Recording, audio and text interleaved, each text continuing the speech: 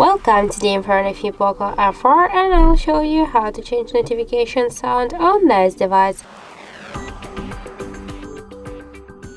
So let's just first open the settings application and then scroll to the sounds and vibration. Here you'll see the notification sound section, and just tap here once. We'll select the Tams application, and here you can select one from the online ringtones notification sound.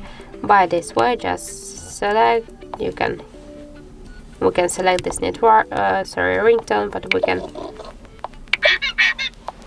now just find one from these sounds which we'll like.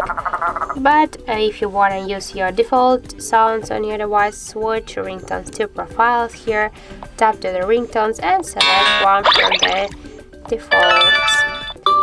For example, we can use this one. Click here to apply, select notification.